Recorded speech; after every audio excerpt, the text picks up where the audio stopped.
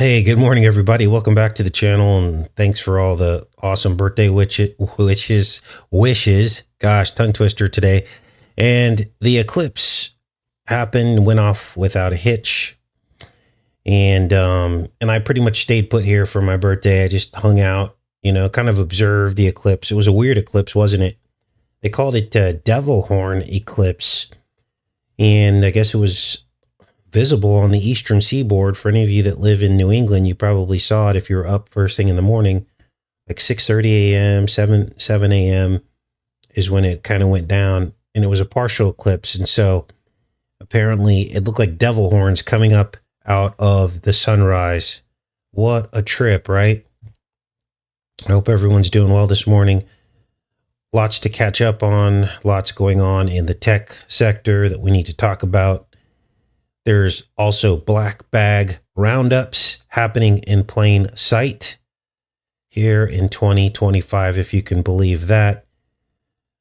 A lot of what people have been talking about, this has been going on for a long time, but now they're making it public under the guise of rooting out green card holders that Trump wants to deport. So we'll, talk about that as well on college campuses. And let's go ahead and get started. Now, if you haven't heard this by now, this is breaking information. People are upset now about Trump's tariffs on vehicles. And Trump says he could care less how much we pay for our vehicles as the tariff deadline looms. I believe it's April 4th, is it? Or April 2nd or 3rd. I can't remember the date where these are supposed to kick off. Before we read this, understand that no American cars, I'm going to repeat this, no American cars are fully assembled in America, and all American cars have foreign parts.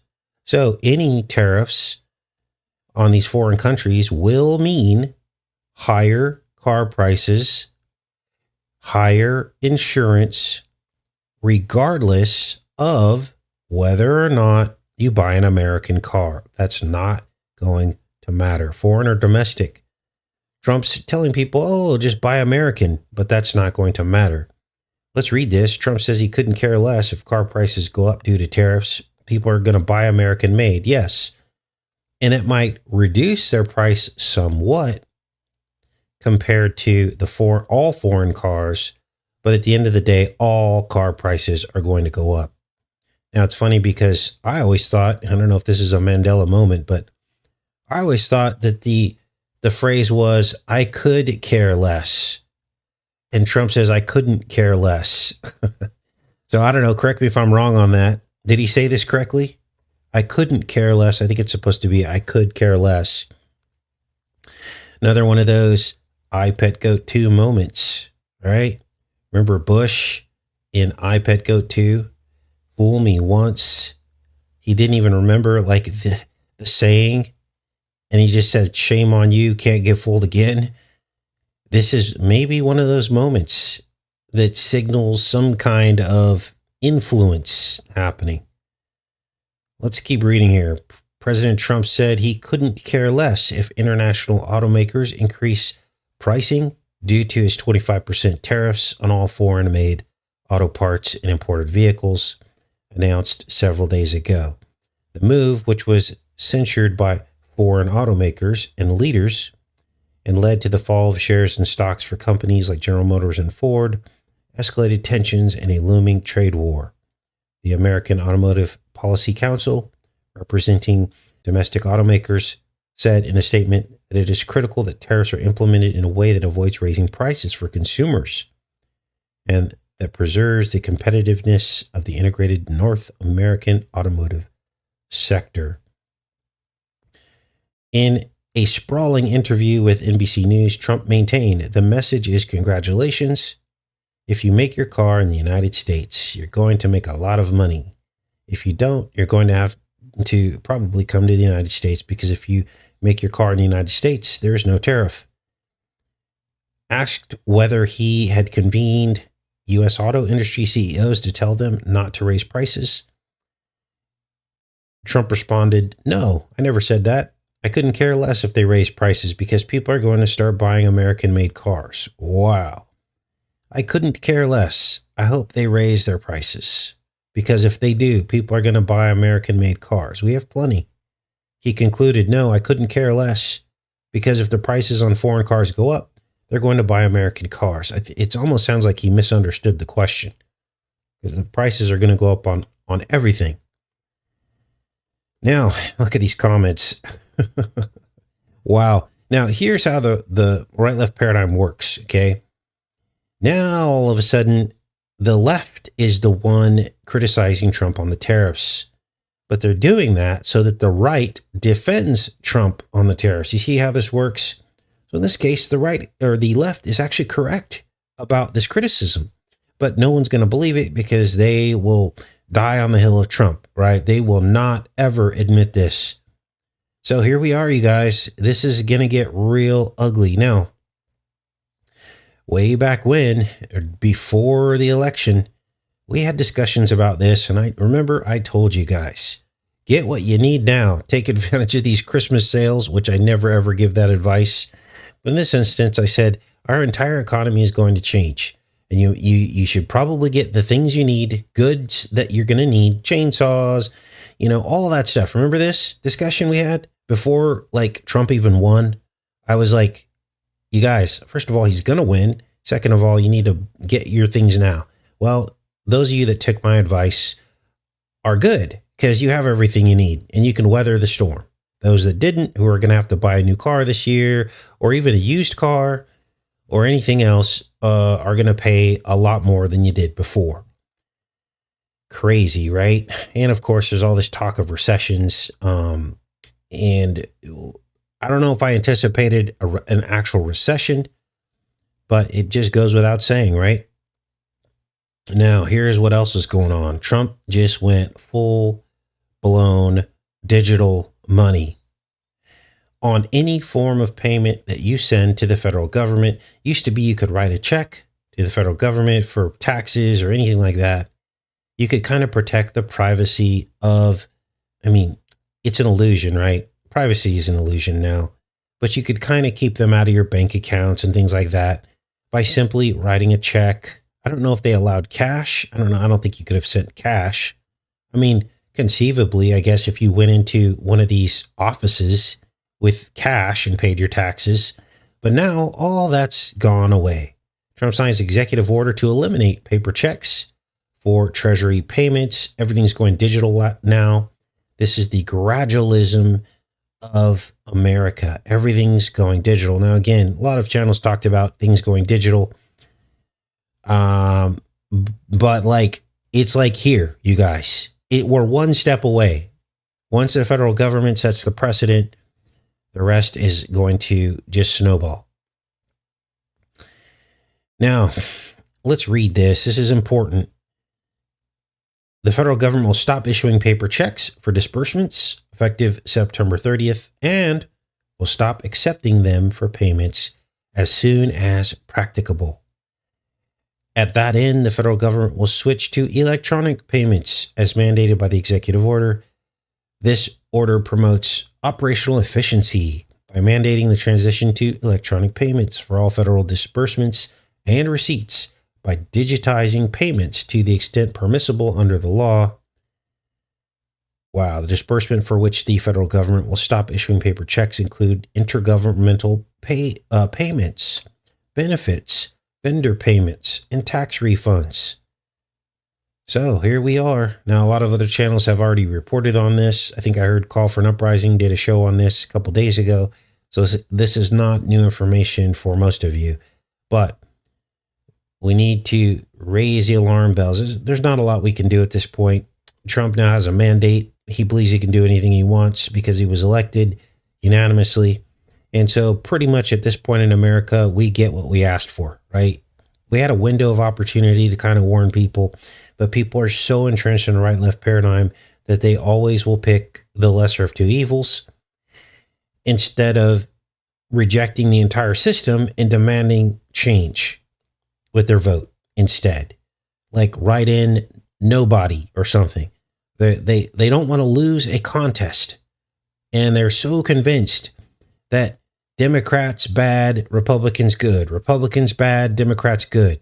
It doesn't matter which side of the shoe you put your foot in this instance, because it's all the same.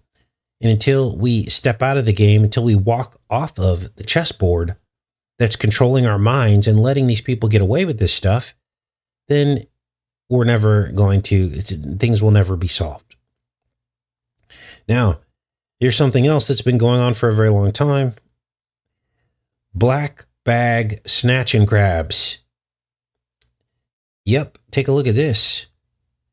Now, in this instance, the context is this PhD student, masked officers, a whole gang of them, in plain clothes, snatched this lady. They then, essentially they black bagged her, right? They ran her off to 1,500 miles away.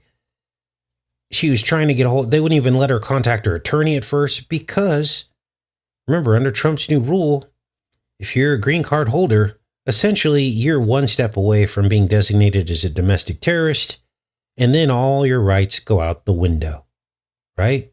This is the setup. So they could literally do this to a lot of people. Now, in this case, they said, oh, she was accused of siding with Palestine on a college campus. She got grabbed in broad daylight. I think there's actually, let's see if we can, I think there's some video of this. This story is developing. I think she finally got away. Well, let's take a look here. Let's see what this guy detained if he is still here. Law is the Department Wolf of Homeland Security relying on in this case? Well, Wolf, we don't know the answer to that exactly, and here's why. If this was a criminal case, and as you said, it's not, but if it was, there would be a public indictment, and that would tell us exactly what law was at issue here. It would tell us exactly what the alleged who, what, when, where of it was. But instead, we are in the immigration context. Now, it appears, based on DHS's public statements, that look at this. Now, imagine. Now, let's see if this was on the college campus, but if it was, we all know that there is no concealed carry on college campuses. I think a long way back when some of these shootings happened, basically all college campuses are gun-free zones, if my memory serves me correctly. Because I was going to say, like you see a woman being grabbed by a group of men who are claiming to be police but look nothing like police. Typically, someone will come to this person's rescue, right? And if they did have a gun, they might brandish that weapon and tell the person, leave her alone. So this whole situation could have got real ugly real quick, couldn't it have? But, these people are smart. And this is why I believe that Trump had this whole college campus executive order first, because he knew that they could grab people and get the public used to being snatched and grabbed without worrying about if someone was going to pull a gun out to defend the person. So this is conditioning, in my opinion. Let's keep watching the story here. There's probably some more information. That they're relying on a 1952 immigration law that gives the Secretary of State very broad discretion to designate a non-citizen, including a visa holder like here, as a potential threat to U.S. national security. They've invoked this law in other similar. This is insane, you guys. Can you believe this is happening? Now, I'm not telling you that I don't think this woman did anything wrong, because I don't know if she did or not, right? No, it's really hard to tell. She's a Turkish national, but this is, look at even her name. Looks like Oz Turk, like the Wizard of Oz. Like we're living in some kind of alternate reality where you can just grab people off the street. She's here legally, but because she's a green card holder, her rights have been suspended. And look at these people who grab her. The true purpose of the reason why they are actually their identity is concealed is because there would be outrage if people knew the identity of these people. This reminds me of like Star Wars with the stormtroopers. Their identities are concealed so they could carry out these crimes and no one would ever know. Let's keep watching here. Cases. It has rarely been used over the 70 plus years of its existence, but it looks like under the new Trump administration, DHS is relying on this law more and more frequently. So, Ellie, what legal arguments do you expect Ozturk's lawyer to use to challenge all of this? So I think we should look for two arguments. The first argument is that the law itself cannot give the Secretary of State unilateral authority to simply declare someone a security threat and deport them. The argument will be that the individual is entitled to some type of due process, some type of way to contest this. I think that's going to be the core argument that we see here from the lawyer for this student. In the article that she co-authored at the Tufts University student newspaper, she says, among other things, credible accusations against Israel include accounts of deliberate starvation and indiscriminate slaughter of Palestinian civilians and plausible genocide. Is that enough for the U.S. government now to say she should be kicked out? Well, I think that'll raise another legal issue. I think another thing that we'll hear from the student's lawyer is that she's being singled out because of the content of her speech, because of statements like that she has made publicly. And I think the argument will be that that's a First Amendment violation. What I think we'll hear in response from the government, from DHS, is Congress drafted this law. They passed this law in 1952, and they meant to give the Secretary of State very broad discretion. And so the Secretary of State, in the argument of DHS, has the ability to determine that somebody's a national security threat, and that's that, and there's no further proceeding. We've learned that Ozturk has been transferred to a detention facility in Louisiana, despite a judge issuing an order for Ozturk not to leave the state of Massachusetts, where Tufts University is. Do we know, Ellie, when this order was given and whether the Department of Homeland Security may have intentionally defied the judge? So we've got rogue Department of Homeland Security doing what they want. To me, this is no different than what happened in World War II with the Japanese put in internment camps. It's no different. Yes, it's one individual. It's not a whole group of people, but they are going after these people. This is just one story that hit the news. Think of all of the people that haven't hit the news, that they're keeping on the down low as to not incite the public. So here we are. If your thoughts are, if your things that you write and talk about in social media are against the United States government and you're a green card holder, it's fair game for anybody. Right now, it's the Israel issue. But tomorrow, it could be something else. Tomorrow, it could be, oh, I don't believe in the new rule for artificial intelligence. And they'll say, oh, you can't say that. Today, it's a green card holder. Tomorrow, it could be an American citizen. And this is the snowball effect of how all this is going to go down. Wow. Now, one of you sent me this. Brookhaven is in the national news, but you wouldn't know it by looking at the headlines because no one's really talking about it until now. Legendary U.S. particle collider is about to perform its final smash. Yes, Brookhaven is closing. Now, we've done a lot of decodes on Brookhaven National Laboratories, from its creepy zip code that predicted the opening and the destruction of the Twin Towers. Of course, the infamous zip code is 11973. We also covered the occult TV shows in which CERN appeared, like the TV show Evil, in which they said that the pit of hell was opened at it. We also talked about John Trump's Van de Graaff Company, high voltage electric company, who made it the Van de Graaff tandem machines that are now at Brookhaven right now. Like if you were able to go to Brookhaven and see the Van de Graaff tandem machines, huge power sources, the original power sources for the particle accelerator. Literally, John Trump put that together with Van de Graaff and their company. We even talked about a theoretical energy weapon that could turn steel into dust. And so here we are, and it says after 25 years of smashing gold nuclei together at light speeds, Brookhaven National Laboratories' relativistic heavy ion collider is hanging up its boots. superconducting magnets. The collider's final run, its 25th, kicked off this week on Long Island in a swan song for the venerable collider that will be succeeded, in fact, transformed into Brookhaven Labs electron ion collider. So they're transforming into something else.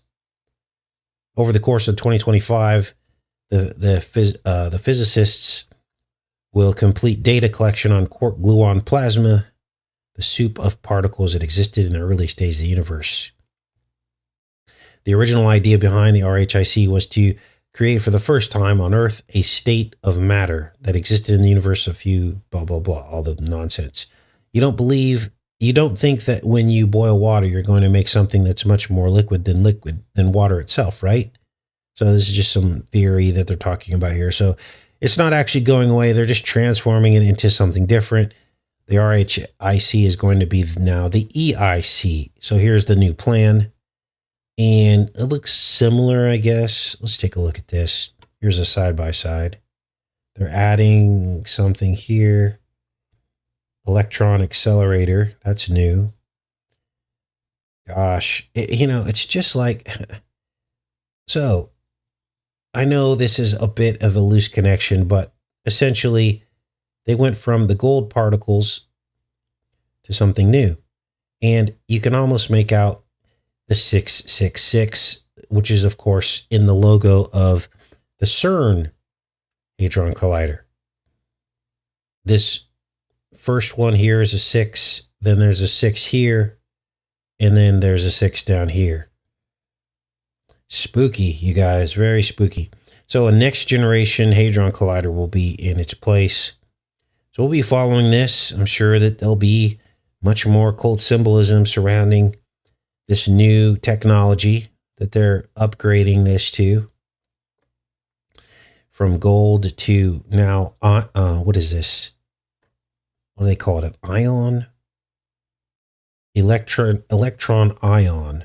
Okay, so instead of gold particles, electron ions. Interesting. Now, if you haven't heard by now, let's get into some of these next stories. Elon Musk just sold Twitter X to his own AI startup for $33 billion. Of course, it's $33 billion, right? Of course, it has to be. Let's see if there's a video here or we can read this. This was March 28th. What is he saying here? Okay, this is Fox News. And I think it might be the biggest revolution in government since the original revolution. But at the end of the day, America is going to be in much better shape. America will be solvent. The critical programs that people depend upon will work, and it's going to be a fantastic future. But are we going to get a lot of complaints along the way? Absolutely. Wow. So he's just referring to Doge and all the changes. Now, if you're on Facebook, it's insane. Like, there's an entire push on Facebook to whitewash this whole thing. And there are huge channels and posts with thousands and thousands and thousands of likes and views hailing Elon Musk as some kind of savior, some kind of Renaissance man. And everyone's agreeing. They think he's so smart.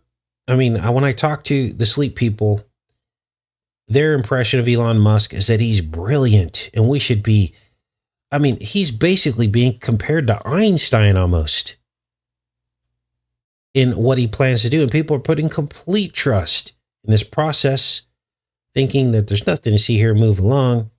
Everything's going to be fine. We just need to trust these people. They know what they're doing. Blah, blah, blah, blah. And it's startling to see how sleep people are about all this. They have no idea. Let's read this about this sale. Elon Musk's artificial intelligence company, xAI, has purchased his social media network X in an all-stock transaction. The billionaire Trump advisor announced on Friday. This combination will unlock immense potential by blending xAI, advanced AI capability, and expertise with X's massive reach. So, in other words, they're going to plug in your data from X. The combined company will deliver smarter, more meaningful experiences to billions of people while staying true to our core mission of seeking truth and advancing knowledge. The deal values XAI at 80 billion and X alone at 33 billion, including its debts well below Musk's roughly 44 billion purchase price for the social network in 2022. X users already had access to XAI's Grok chatbot, and the social network reportedly already had a stake in the AI company, but the tie-up could bring new advantages to Musk. Now, here's what I think is going to happen, and this is where we get into the title of the show today. Ghost AI Bot. I believe that X will be integrated with Stargate AI at some point. The timing is impeccable, right? The timing is the giveaway. The announcement of Stargate AI just a few months ago, and now everything going AI, and AI being merged with X. And I believe that the end point of all of this will be the offering to those who can afford it, digital everlasting life. You guys, it's the only way that biblical prophecy can be fulfilled, that they will seek death and not find it. Let me explain to you how this might work. Have you ever stopped to think, why? Has anyone ever asked the question, why is our data so valuable to them? Have you guys ever asked yourself that question? Like really sat down and said, okay, why would a bunch of data be valuable, so valuable to these people? You guys, all the tech billionaires are talking about data mining, data this, data that. Did anyone ever sit down to wonder why? Well, I'm going to explain to you why your data is so valuable, and it has absolutely nothing to do with selling things back to you and getting you to buy stuff. Doesn't have much to do with that. I think I figured it out. Because data, when fed back to you, can seem like reality. In other words, the sum total of all of your data can literally recreate the likeness of you. It can literally recreate a consciousness. Now, the consciousness isn't real. It's a digital twin of you. But it will look identical to you from the standpoint of people from the outside looking in. They won't know if it's you or the digital you. Think about it. Your voice, your image. There are countless pictures. Maybe this is why they pushed the selfie phenomenon, to get every single angle of your face. Your mannerisms, how you age over the years. Everything. A literal digital twin. A couple days ago, we covered a technology that is now out where you can send a static photograph of a dead loved one, and they can literally animate it into real video. Video where there was no video before, and it looks real. It is indistinguishable. And now they only give you a few seconds of it, of them moving around, hugging each other, smiling. But what's to stop them from creating an entire consciousness? And right now, it's just the image of these things. But how long will it be before they add the voice to these reels? And now you pull up your phone and it's your loved one talking to you. And you're having a conversation like a chat GPT. And you could talk all day long to your late husband who you were married to for 40 years. Do you see where this is headed? I hope you do. Are you ready for this? How long before they just simply print 3D print skin to put over a robot. The robots that Elon Musk himself is working on. Optimus Prime robots. They 3D print your loved one's skin. They download the voice, mannerisms, all the data from their cell phone, going back to the first time they ever spoke into a cell phone. And then they create a literal twin of you or your loved one. And it walks in through your front door. And you won't know the difference. Do you see what's happening here? Now, I'm going to make, I don't want to call it a prediction, but we'll call it an inspiration. I believe they're going to try this first on pets, so it's not so shocking. We already have robot dogs, you guys. They can make any shape or size of a robot dog they want. They can make a little tiny dog. They can make a big dog. They can 3D print skin and put it on the dog with real fur or whatever. Not real fur, but synthetic fur. And now all of a sudden, they can go and look at all the pictures of your dog that you took over all the years and listen to the bark of the dog and how the dog reacts in certain situations and simply program that into the robot dog. I mean, talk about a dog with now 9 lives. Like a cat. And then eventually they'll apply this technology to your loved one. And slowly as people die, they become replaced with android copies. There will be no flesh left. People will seek death and not find it. Because data never dies. You guys, this is insane. And Stargate AI will be the portal, literally, that births in all of this. Because the computing power necessary to drive all of this data, to collect it, and to download it into these different robots, the data necessary is almost infinite. And so you have to wonder,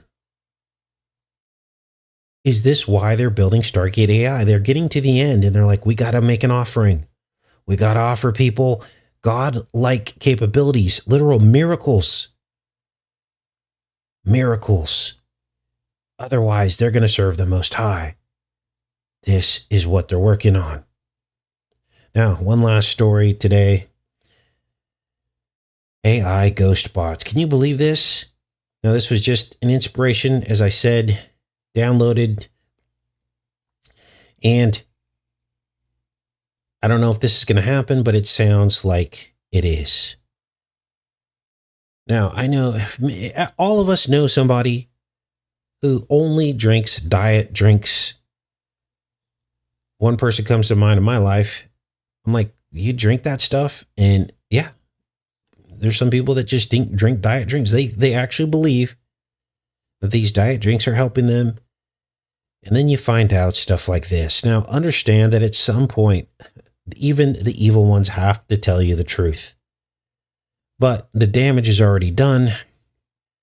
And here they're saying artificial sweeteners found in diet drinks linked to brain changes that actually increase your appetite. So all those diet drinks people were drinking just made you more hungry. Growing body of evidence has increasingly linked diet sodas and other no or low calorie foods with weight gain. So much so that the World Health Organization issued an advisory in May saying not to use sugar substitutes for weight loss. Replacing free sugars with non-sugar sweeteners does not help people control their weight long term. Wow. Oh, but science said. See the problem here? That's why you can't trust these people. Because they make stuff up for money. Think of all the millions, tens of millions, maybe even 1 billion people who believed in artificial sweeteners. They thought that they were getting an edge up. And now, come to find out, it was all a big nothing sandwich. In fact, it made them fatter. Now, tomorrow is going to be a show you're not going to want to miss. In vitro fertilization on the prairie, which is, of course, a play on the title Little House on the Prairie. One of you sent it to me. Amber sent it to me. An episode that came out months before the first ever successful IVF treatment in 1978. Yes, the very first time there was a successful treatment of IVF was in 1978, the very year that this episode came out, yet the episode is all about in vitro fertilization. In the episode, they depict choosing the sex of your baby. They depict multiple eggs and birth. There's even a creepy pedo scene, straight up, in Little House on the Prairie. Now, curiously, bird eggs are the central theme of this season 4, episode 20, Little House on the Prairie. Birds in nests and eggs in nests. And guess what? Easter falls on 4/20 this year, April 20th. Season 4, episode 20. So it's almost as if this specific time in history, we were meant to find this to warn people about IVF. Now, we might need to do a whole show on this, on IVF. We'll talk a little bit about it tomorrow. But essentially, there are so many horror stories about IVF. There was a white woman who had a black child. Now, they wanted to keep the child. They realized it was a mistake. There was a mix-up. But it was too late. The black family wanted their child back after the white family had grown attached to the child. Now, in that case, it was an obvious mistake. But imagine if they had a white child and just didn't even realize it was really their child. And then they find out 20 years later, when they do a genetic test, that it's not really their child. You've also got people wanting to choose the sex of their baby, which, of course, removes God from the equation, doesn't it? Our population, our world population, is stable only because God created reproduction. And he knows how many females are supposed to be born and how many males are supposed to be born, doesn't he? And if people start deciding which side they're going to have, with male or female, what does that do? It interrupts God's will. Another reason why at some point there will be no flesh left, which is what the Bible says. Because things get off balance. And all of a sudden, reproduction is not happening the way it's supposed to. Now, I don't know the statistics on how many IVF families choose male children and how many choose female children. I think they're saying more males are being chosen, but I don't know that to be the case. Because who knows? They could be lying to us. None of this stuff's regulated. So are we getting true statistics from these doctors of what percentage are male and what percentage are females? Now, in the episode of Little House on the Prairie, everybody who watched the show remembers that Michael Landon had all girls and there was one boy. And this comes up in the episode. And they were really wanting a boy because she gets pregnant, but it's another girl. So there are problems with IVF. And apparently it's very expensive. And Trump just signed an executive order to partially or fully pay for any woman who wants IVF treatment. That's a huge red flag that fits directly into last days prophecy about what's going to happen to the flesh. There are estimates of $40,000 to $60,000 for IVF treatment. Many women are delaying pregnancy all the way into their 40s and even their 50s if they choose to have a surrogate carry the child. All they got to do is freeze their eggs when they're young, and then they just live their life, get successful, get all their stuff, and then at some point they go, oh, I'll just have a surrogate carry my child. And then I got my child. We're going to talk tomorrow also about the Matrix scenario. What are you talking about, Casey? We all remember the pods in the Matrix. In some kind of suspended animation, plugged in, basically living in a nightmare, living in their dreams. And some believe, including myself, all of these frozen, fertilized eggs, some estimates as many as millions of souls are frozen in suspended animation. Imagine the dreams that they're experiencing. Now, it's just a fertilized egg. It has not divided yet, but we're not God. We don't know. Just because it's not divided into human yet doesn't make it not human. The Spirit of God could literally be trapped in those eggs. The life force of a human soul could be trapped, just like in the Matrix pods. It's suspended animation. And there's no regulation as to what to do with these millions of eggs. They're just sitting there in oblivion. Some people keep them thinking they're going to eventually turn it into a child. Others ditch them. They just simply stop paying for the rental and, bail on the doctor because they're done with the whole process. Others donate them to science. This is where we get into super soldiers and DNA. At some point, we'll realize the enemy is looking for something, a bloodline. And if he finds that bloodline in this vast, population of eggs that are just out there, what if that will be the source of the Antichrist? What if that will be the source?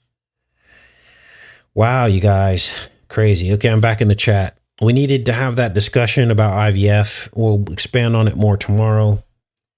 Everyone just I'm not going to say everyone. Stop saying those sweeping statements, but there are a lot of very asleep people out there. You guys are not asleep. You get it about IVF.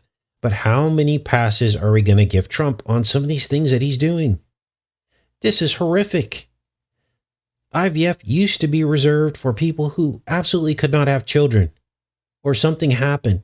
And I don't even know if I agree with it in that case, because I believe in God's will, and we're not supposed to try to trump God's will, are we, in our life? And there's a line there, we do have science that helps people to, save their life. A prime example would be diabetes. I wouldn't expect someone just to die because they can't get insulin, right?